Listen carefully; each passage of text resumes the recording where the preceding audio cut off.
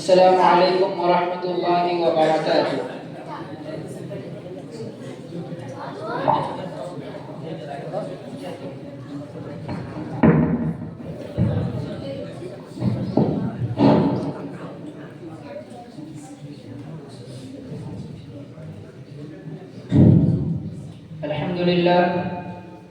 الحمد للہ کفا وسلام علی عباده الذین اصطفى، اما بعد اعوذ باللہ من الشیطان الرجیم، بسم اللہ الرحمن الرحیم، وما ارسلناک الا مبشرا ونذیرا، صدق اللہ العظیم۔ معزز مہمانان کرام، مشفق و مہربان اساتذہ کرام اور عزیز ساتھیوں، آج کے اس بھرپور بہار میں سیرت نبوی صلی اللہ علیہ وسلم کے متعلق میں کچھ عرض کرنا چاہتا ہوں، اس امید کے ساتھ کہ میری باتوں کو بغور سنا جائے۔ جب اسلام فاران کی چوٹی سے پھیلنا شروع ہوا اور آپ صلی اللہ علیہ وسلم اپنی روشنی سے دنیا والوں کو منور کرنے لگے تو باطل پرستوں میں کھلبلی مچ گئی۔ ساری قوت و طاقت دل و دماغ پورے اسلام کے بجھانے میں صرف کرنے لگے۔ راستے میں کانٹے بچھا کر، پتھروں سے دبا کر، تپتی ہوئی زمین پر سلا کر، آگ کے انگاروں پر لٹا کر، پھانسی کے پھندوں پر چڑھا کر، گھر بار اجاڑ کر پیارے رسول صلی اللہ علیہ وسلم کی آواز کو دبانے کی کوشش کرنے لگے، مگر حق کی آواز روز بروز بڑھتی ہی جا رہی تھی۔ حضرات، سنساد نبوی محرم کا مہینہ ہے کہ مکہ کے تمام لیڈروں نے مل کر ایک میٹنگ کی۔ ابو جہل نے پوری قوم کو للکارا، اے غیور آقو، جس کو ہم بچہ کا کھیل سمجھ رہے تھے، وہ آج ہمارے دین اور عزت و آبرو کے لیے طوفان بن چکا ہے۔ جس دین کا چرچا محمد کر رہے تھے، ان کے ماننے والوں کی تعداد روز بروز بڑھتی ہی جا رہی ہے، ہمارے خداؤں کی توہین کی جا رہی ہے، جھلایا اور ٹھرایا جا رہا ہے۔ اس لیے عالم کے بہادروں، اب پوری طاقت سے آگے بڑھو، ورنہ وہ دین دور نہیں کہ مکہ سے ذلیل و خوار ہو کر نکلنا پڑے گا۔ ابو جہل کی تقریر نے پوری قوم کا گرما دیا، طرح طرح کی تدبیریں پیش کی گئی۔ بڑی دیر کے بعد ایک ہولناک تدبیر پاس ہوئی کہ محمد اور ان کے ماننے والوں کا بالکل بائیکاٹ کر دیا جائے، ان سے خرید و فروخت، صلاۃ و قرات، لین دین بالکل بند کر دیا جائے۔ چنانچہ ایک عہد نامہ لکھ کر خانہ کعبہ کی دیوار پر لٹکا دیا گیا۔ یہ پوری قوم کا فیصلہ تھا، اس کے خلاف کرنے کا کسی کو اختیار نہ تھا، کسی کی مجال نہ تھی۔ مسلمانوں کو شیب ابی طالب میں بند کر دیا گیا، راستے پر پہرے بٹھا دیے گئے۔ مسلمانوں میں بچے، بوڑھے، جوان، عورتیں سب تھی۔ کھانے کے سامان دھیرے دھیرے ختم ہو گئے، درختوں کے چھالے کھا کھا کر، کاٹے چبا چبا کر دن کاٹنے لگے۔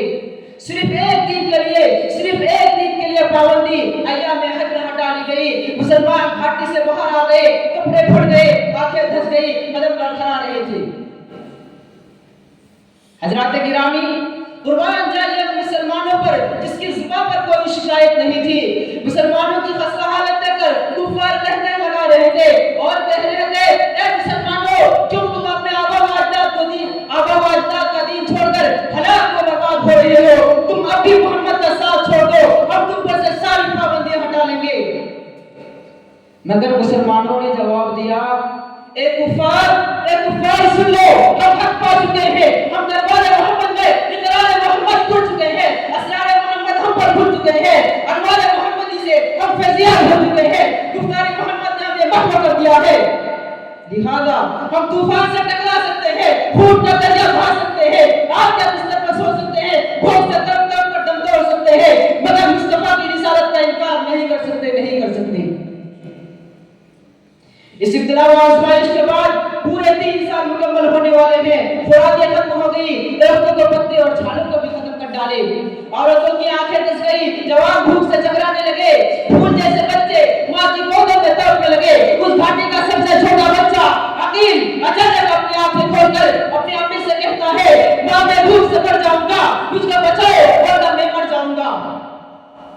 ماں کے زبر کا بندھن ٹوٹ گیا، وہ بے تحاشا اپنا سر زمین پر پڑھنے لگتی ہے، سر پھٹ جاتا ہے، لوگ اسے سنبھالتے ہیں اور وہ یہ کہتی رہتی ہے کہ مجھے چھوڑ دو، میں اپنے لفظ جگر سے پہلے ہی مرنا چاہتی ہوں۔ دنیا والوں، ذرا سوچو کیسی سنگین کھڑی تھی، کتنا بھیانک منظر تھا، مگر रसूल की बातों से मुंह न मोड़ा। आज हम भी तो अपने रसूल की गुलामी का दावा करते हैं, तो सुन लीजिए, अगर हम नमाज पढ़ते हैं, रोजा रखते हैं, हज अदा करते हैं, ज़कात देते हैं, तब तो वाकई हम अपने दावे में सच्चे हैं, वरना हमारा दावा बातिल और बेकार है।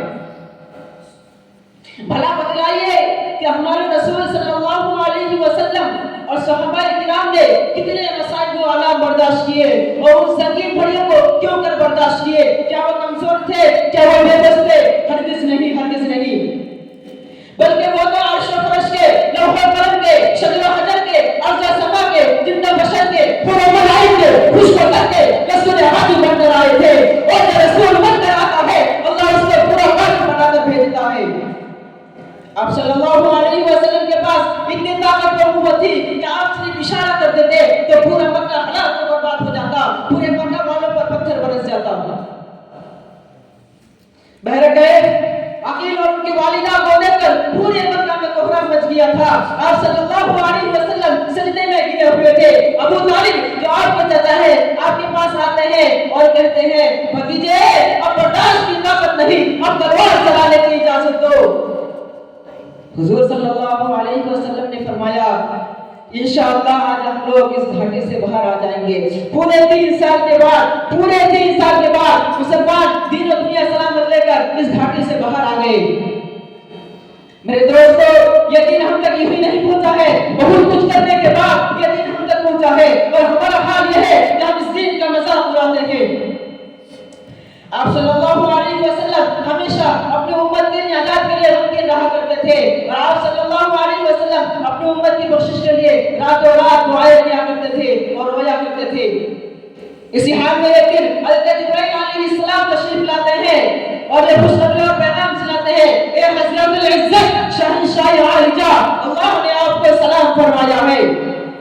और हज़रत जिब्राइल अलैहिस्सलाम खूब जानते थे कि आप किस वजह से मुमकिन रहते हैं, फिर भी दरियाफ्त करते हैं कि आप नबी क्यों हैं। फौरन हुज़ूर अकरम सल्लल्लाहु अलैहि वसल्लम फरमाते हैं कि न जाने कल क़यामत के दिन मेरे उम्मत के साथ क्या मामला होगा। फिर हज़रत जिब्राइल अलैहिस्सलाम आप सल्लल्लाहु अलैहि वसल्लम को लेकर कब्रिस्तान में जाते हैं जहां काफिर और मोमिन दोनों तरह के मुर्दे मदफून थे। हज़रत जिब्राइल अलैहिस्सलाम एक मुसलमान की कब्र पर हाथ मारते हैं और कहते हैं, कुम बिइज़्निल्लाह, मुर्दा जो ही आवाज सुनता है कब्र से बाहर आता है। इस हाल में भी उसका चेहरा रोशन था और मुंह से कलिमा तय्यबा की आवाज, ला इलाहा इल्लल्लाह मुहम्मद रसूलुल्लाह की आवाज आ रही थी। इतना सुनना था कि आपको तसल्ली और तशफ़ी हो गई। वक्त की किल्लत की वजह से मैं अपनी बातों को यहीं तक खत्म करता हूँ। आखिर दावाना अल्हम्दुलिल्लाहि रब्बिल आलमीन।